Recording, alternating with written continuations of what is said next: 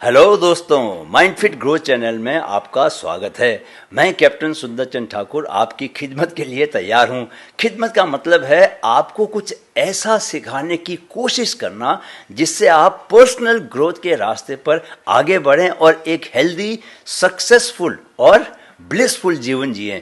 मेरा यह मिशन है दोस्तों कि मैं अगले 10 सालों में कम से कम 10 मिलियन युवाओं को सेल्फ ग्रोथ के रास्ते पर ले चलूं और उन्हें माइंडफिट ग्रोथ की कम्युनिटी से जोड़ूं।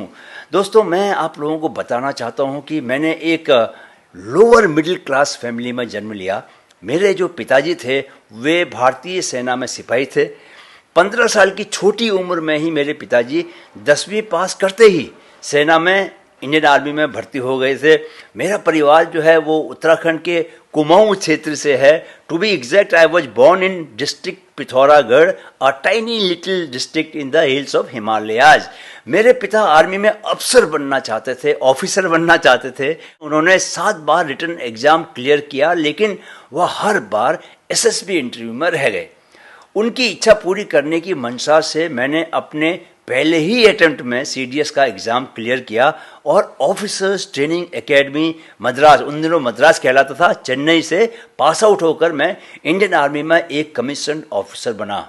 दोस्तों, यह पूरी कहानी मैंने इंदु शर्मा कथा यूके इंटरनेशनल अवार्ड से नवाजे जा चुके अपने उपन्यास पत्थर पर दूब में लिखी है। आप चाहें तो इस उपन्यास, जिसमें कि एक कमांडो की हैरत अंगेज लव स्टोरी है, को पढ़ सकते हैं। मैं लिंक डिस्क्रिप्शन बॉक्स में दे रहा हूं। मैं आपको बताना चाहता हूं कि हिंदी साहित्य की दुनिया में मैंने एक कवि के रूप में प्रवेश किया था। मेरी पहली जो किताब थी किसी रंग की छाया, वो एक कविता संग्रह था, और उसके बाद एक और कविताओं की किताब आई, एक दुनिया है असंख्य। ज्ञानपीठ प्रकाशन से वो किताब आई थी। मैंने एक कहानी संग्रह भी लिखा, एक डिम्पल वाली लड़की और बौद्धिक प्रेमी। नाम थोड़ा अजीब है ना, पर लेफ्ट आइडियोलॉजी के उस लड़के की कहानी बहुत ही दिलचस्प है।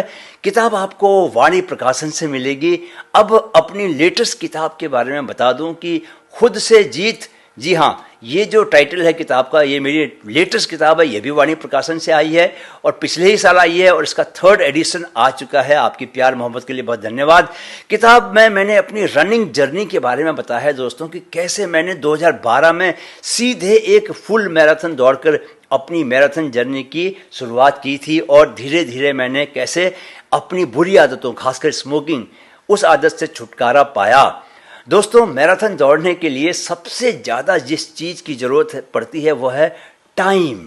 मैं एक अखबार का संपादक हूं और लगभग रोज़ ही ऑफिस जाता हूं।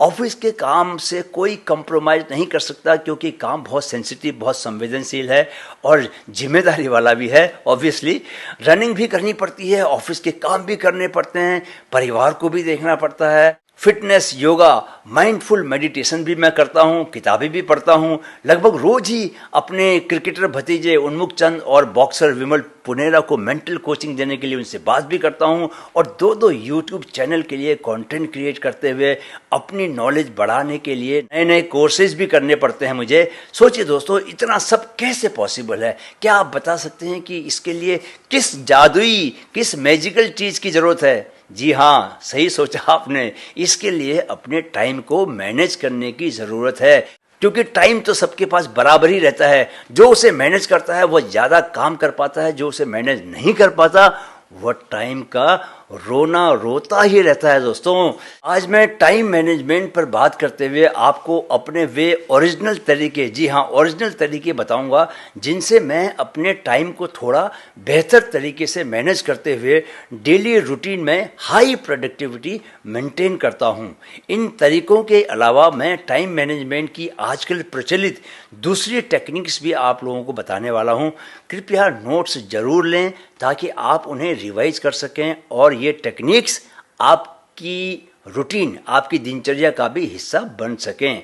यह सब मैं आपको 9 हिस्सों में बताऊंगा। तो पहला हिस्सा क्या है? रात को ही अगले दिन सुबह के काम लिख लें। दोस्तों, रात को सोने से पहले अगर आप अगले दिन सुबह के ज़रूरी काम लिख लें और उनका टाइम सेट कर दें, तो सुबह उठने के बाद आपको सोचने और प्लान करने की तकलीफ नहीं उठानी पड़ेगी। आप सुबह उठते ही रात को सोचे गए कामों की लिस्ट के मुताबिक सिलसिलेवार काम करना शुरू कर देंगे। No wastage of time. मैंने बहुत से लोगों को देखा है कि वे सुबह उठने के बाद यही डिसाइड नहीं कर पाते कि वे क्या काम करें। मैंने जिम में ऐसे लोगों को देखा है दोस्तों, जो घंटे घंटे तक वहां रहते हैं और जो मशीन खाली हो उसी पर चढ़ हाथ पांव हिलाने लगते हैं। जो बंदा सामने आ जाए उसी से गप मारने लग जाते हैं। नतीजा यह कि वे आज भी उतना ही बड़ा पेट और वैसी धसी हुई वेस्ट लेके बैठे हैं जैसे कि वे 2 साल पहले लिए फिरते थे। दोस्तों, सुबह का समय गोल्ड से भी ज़्यादा मूल्यवान है, क्योंकि सुबह के समय का आप अगर अपनी ग्रोथ के लिए इस्तेमाल करने लगे तो आप गोल्ड से ज़्यादा कीमती हो जाओगे। माइंड यू, क्योंकि पैसा ही इतना कमाने लगोगे। सुबह उठकर आप कौन सा योग करेंगे, बॉडी के किस पार्ट के लिए जिम वर्कआउट करेंगे, कौन सी किताब के कितने पन्ने पढ़ेंगे, कितनी देर का ध्यान करेंगे और ध्यान के बाद कौन कौन सा प्राणायाम करेंगे, यह सब रात को ही तय कर लेंगे तो सुबह सोचने की ज़रूरत नहीं पड़ेगी। कई बार मैं अपने YouTube वीडियो सुबह उठने के बाद शूट करता हूँ, लेकिन इसके लिए रात को ही प्लान कर लेता हूँ। जब आप लिखकर अपने काम की लिस्ट बनाते हैं दोस्तों, तो लाइफ की हर ज़रूरत के बीच बैलेंस बनाते हुए काम कर पाते हैं, जिससे आपकी लाइफ ज़्यादा तेज स्पीड से ग्रोथ के रास्ते पर आगे बढ़ती है। दूसरा, दिन के कामों की भी लिस्ट तैयार करें। सुबह के काम पूरे होने के बाद आपकी दिन भर के कामों की भी लिस्ट तैयार होनी ही चाहिए दोस्तों। कौन कौन से जरूरी मीटिंग करनी है, किस किस से मिलना है, कितनी देर मिलना है, कॉलेज में हैं तो वहाँ के क्या कमिटमेंट्स हैं, काम करते हैं तो ऑफिस के क्या कमिटमेंट्स हैं। जब आप इस तरह अपने कामों की लिस्ट बनाते हैं तो आप अपने अवचेतन सबकॉन्शियस माइंड को भी मैसेज भेज रहे होते हैं कि आपका टाइम बहुत कीमती है। You cannot afford to waste time, and in return your subconscious mind controls your behavior. It guides you about how much time you need to invest in a particular work. जब भी आप ऐसा करते हैं दोस्तों, तो आपके 24 घंटे दूसरों के 48 घंटों के बराबर हो जाते हैं। जाहिर है कि आपके पास अगर दूसरों से दोगुना टाइम है तो आप दोगुनी ग्रोथ भी करेंगे। तो दोस्तों, दूसरों की ग्रोथ से चिढ़ना बंद करें, तुलना करना छोड़ दें। तुलना वे करेंगे अगर आप रोज अपने लिए ज़रूरी काम की लिस्ट बनाने लगेंगे। तो आप करके तो देखें, 10 दिन में ही आपको खुद ही फर्क महसूस होने लग जाएगा कि अब आप दूसरों से ज़्यादा तेज ग्रोथ करने लगे हैं, क्योंकि आप 24 घंटे में उनसे ज़्यादा हाई क्वालिटी काम कर पाएंगे। तीसरा दोस्तों, अब मैं आपको एक टेक्निक बताने वाला हूं, द आइजनहावर मैट्रिक्स इसको बोलते हैं। अमेरिकी प्रेसिडेंट ड्यूलाइट आइजनहावर के नाम पर बनी इस टेक्निक में हम अपने काम को अपनी प्राथमिकता प्रायोरिटी के हिसाब से 4 हिस्सों की मैट्रिक्स में तोड़ देते हैं।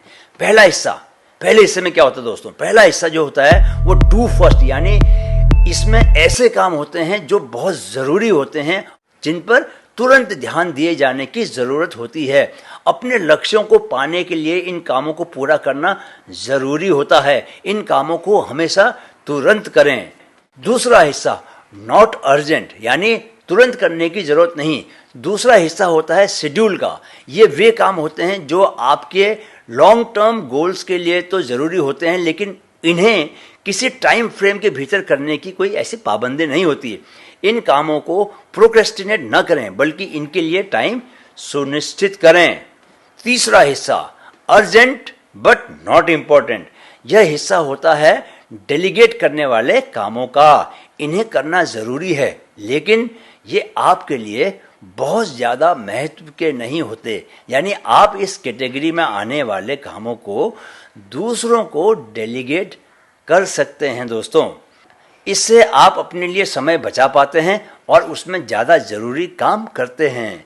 चौथा हिस्सा नॉट अर्जेंट नॉट इम्पोर्टेंट। इस हिस्से के काम एलिमिनेट की श्रेणी में आते हैं, क्योंकि ये काम न तो ज़रूरी होते हैं न इनका कोई महत्व होता है। ऐसे कामों को हटाकर आप अपने समय को ज़्यादा ज़रूरी और ज़्यादा महत्वपूर्ण काम के लिए बचा सकते हैं। चौथा हिस्सा पोमोडोरो टेक्निक दोस्तों, ये मेरी सबसे फेवरेट टेक्निक है, मुझे बहुत पसंद है। इसमें आप कोई भी काम 25-25 मिनट के टुकड़ों में करते हैं। 25 मिनट काम और फिर 5 मिनट का आराम। यह 5 मिनट का आराम आपके माइंड को एकदम फ्रेश कर देता है और आप ज़्यादा फोकस, माइंड यू ज़्यादा हार्ड फोकस और कंसंट्रेशन के साथ उस काम को कर पाते हो। हर 4 राउंड यानी 2 घंटे के बाद आपको आधे घंटे का ब्रेक लेना है। स्टूडेंट्स के लिए पढ़ाई करने का यह बहुत ही बेहतरीन और प्रभावी तरीका है। 5वां, टाइम ब्लॉकिंग। ये टेक्निक कौन सी है दोस्तों? टाइम ब्लॉकिंग की। इस तरीके में अलग अलग कामों के लिए हम टाइम के अलग अलग ब्लॉक सेट कर देते हैं और उन ब्लॉक्स में उन्हीं कामों को करते हैं जो हमने तय किए हैं। इससे हमारा ज़रा भी टाइम फालतू कामों में बर्बाद नहीं होता। समझ लो कि समय के नींबू को आप एकदम बूंद बूंद करके निचोड़ लेते हैं। 6, द 2 मिनट्स रूल। 2 मिनट वाले टाइम मैनेजमेंट की इस टेक्निक में आप हर वह काम जिसमें 2 मिनट से कम टाइम लगता है उन्हें याद आते ही तुरंत कर लेंगे। कोई बिल देना है ऑनलाइन, कोई किताब मंगानी है, किसी शब्द का मीनिंग या प्रोनाउंसिएशन चेक करना है या कुछ और ऐसे काम जिसमें 2 मिनट से ज़्यादा न लगे, उन्हें तुरंत कर लें, उन्हें प्रोक्रेस्टिनेट न करें। राइट। 7वां, prioritization and the 80-20 rule. Time management में काम करने की प्रायोरिटी सेट करना सबसे ज़रूरी है। 80-20 रूल, जिसे पेरेटो प्रिंसिपल भी कहते हैं दोस्तों, ये बताता है कि हमारे 80% रिजल्ट हमें अपने 20% एफर्ट से ही मिलते हैं। तो ऐसे कामों की पहचान करो जो तुम्हारे लक्ष्यों को पाने में सबसे ज़्यादा कंट्रीब्यूट करते हैं। ऐसा करोगे तो पाओगे कि जल्दी ही तुम्हारी एफिशिएंसी बढ़ने लगी है।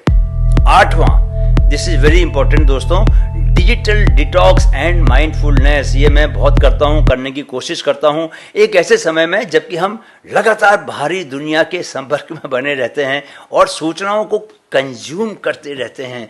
डिजिटल डिटॉक्स और माइंडफुलनेस बढ़ाने वाली टेक्निक्स टाइम मैनेजमेंट के लिए बहुत बहुत ज़रूरी हैं।